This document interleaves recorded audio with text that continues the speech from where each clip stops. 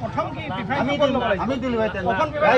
আপোনালোকৰ মেইন পাৱাৰটো ক'ত লগাইছে সেইটো কওকচোন আপোনালোকৰ মেইন পাৱাৰটো ৰাস্তা ক্লিয়াৰ হ'ব মানে ক'ত ক্লিয়াৰ হৈছে এইটো এজোপা গছ আছে আপুনি চাওক ক'ত গছ ক্লিয়াৰ হৈছে ক'ত ক্লিয়াৰ হৈছে এতিয়ালৈকে 80% ক্লিয়াৰ হোৱা নাই ক'ব লাগিব আপোনালোকৰ আৰে কৈছো আমিতো কৈছো তেখেতসকলে কৈছো সাৰহতে আগলে মাতিছে ৰাস্তা মুকলি কৰা মানুহৰ ঘৰৰ ওপৰত এতিয়াও গছ পৰি আছে সেইবিলাক ৰেস্কিউ কৰক আপোনালোকে আজি এইটো সময়ত মুকলি কৰিবলৈ লাজ লাগিব আপুনি মেইন পাৱাৰ ক'ত লগাই আছে কি কাৰবাৰ এইটো আপোনালোকে গোটেই মেইন পাৱাৰ এইখিনি লুট ক'ত লগাই এইখিনি আমাৰ এই অঞ্চলৰ ৰাস্তা মুকলি কৰিব লাগিছিল মিছিং মানুহখিনিয়ে চকুতে লালন পালন হৈ থাকে গছ গছনি হয় এইখিনি ফৰেষ্ট বিভাগৰ গছ গছনি নহয় বানপানীৰ এলেকাৰ যাব লাগিব মিলৰ মালিক এজন গৈছে মই চিনি পাওঁ নহয় ৰাইজে অভিযোগ আনি আছে যে যিবিলাক গছ কাটিছে এই গছবিলাক ফৰেষ্ট বিভাগে লৈ গৈছে আৰু ৰাইজে এইটো কথা কৈছে যে গছবোৰ আমাৰ ঘৰৰ আগত থকা গছ আৰু আমি নিজেই ৰোৱা গতিকে গছবোৰ কাটি কিয় লৈ গুচি যাব লাগে ইতিমধ্যে গছবোৰ ভাগি ৰাইজৰ ক্ষয়ক্ষতি হৈছে ঘৰ ভাঙিছে যিবোৰ গছে আৰু ৰাইজে কৈছে যে এইবোৰ আমি খৰি কৰিম কাৰণ এই অঞ্চলবিলাকত খৰিৰ বহুত প্ৰয়োজন আছে গতিকে ৰাইজে এই সম্পৰ্কত কিন্তু বহুত খুচৰ হৈ থকাও দেখিবলৈ পোৱা আজি আপোনালোকে জানে ইয়াতে এটা দুৰ্যোগ আহিছে কাৰণ সেই দুৰ্যোগটো আপোনালোকে সকলোৱে দেখি পাইছে অসমৰ প্ৰত্যেকজন মানুহে গম পাইছে কিন্তু আমি এটা অতি পৰিতাপৰ বিষয় ইয়াতে আমাৰ এইখিনি কাঠখিনি আজি ফৰেষ্ট ডিপাৰ্টমেণ্টে ইয়াৰ যিসকল মিলৰ মালিকসকলৰ লগত মিতিৰালি কৰি পেলাই তেখেতসকলে খুন্দাৰ গাড়ীখন লৈ গৈছে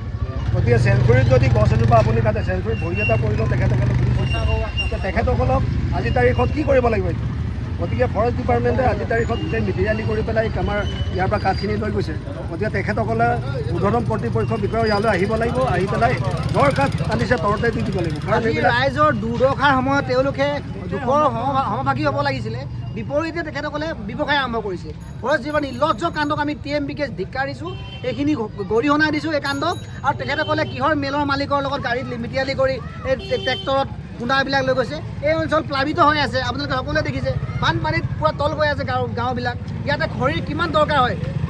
ফৰেষ্ট বিভাগে বা চৰকাৰে শুকান খৰিৰ যোগান ধৰিব লাগিছিলে এই গছবোৰ যোৱা ৰাতি বিধ্বংসী ধুমুহাৰ ফলত গিৰি গৈছে এতিয়া সেইখন স্কুললৈ যাবলৈ ৰাস্তাত মানে বিঘিন হৈ আছে সেইটো চাফ চিকুণ কৰিব লাগে ফৰেষ্ট বিভাগে আহি পেলাই কিন্তু তাকে নকৰি পেলাই কি কৰিছে এই ব্যৱসায় আৰম্ভ কৰিছে কাঠৰ মিলৰ ব্যৱসায়ী আনি পেলাই ইয়াতে এই ট্ৰাকে এই ট্ৰেক্টৰে কাঠৰ এইবিলাক চাপ্লাই দিছে গতিকে তেনেকুৱা পুলিচ বিভাগ যিকেইগৰাকী বন বিভাগৰ বিষয়া জড়িত আছে তেখেতসকলক তদন্তৰ আওতালৈ আনি পেলাই উচিত তদন্ত কৰি তেখেতসকলক শাস্তিমূলক বৰ্খাস্ত কৰিব লাগে এই TMPকে পূৰা গুৰুতৰভাৱে এইটো দাবী জনাইছোঁ TMPকে দাবী জনাইছে যে ৰাইজৰ ঘৰত এতিয়াও গছ পৰি আছে এতিয়াও বহু অংশত ৰাস্তা মুকলি হোৱা নাই এতিয়াও গছে মানে বিভিন্ন ঠাই আবদ্ধ কৰি ৰাখিছে মানুহৰ ঘৰত এতিয়াও গছ পৰি আছে সেই সময়ত মানুহক উদ্ধাৰৰ কথা ফৰেষ্ট বিভাগে ভাবিব লাগিছিল কিন্তু সেই সময়ত গছৰ কুণ্ডা কাটি কিন্তু তেখেতলোকে ফৰেষ্টে এই গছবোৰ মানে বিক্ৰী কৰা বা ক'ৰবালৈ লৈ যোৱা কথাটো কিন্তু চিন্তা কৰিব নালাগিছিল এই সম্পৰ্কত ৰাইজ আৰু TMPকে খুব এটা উষ্মা প্ৰকাশ কৰা আমি দেখিবলৈ পাইছোঁ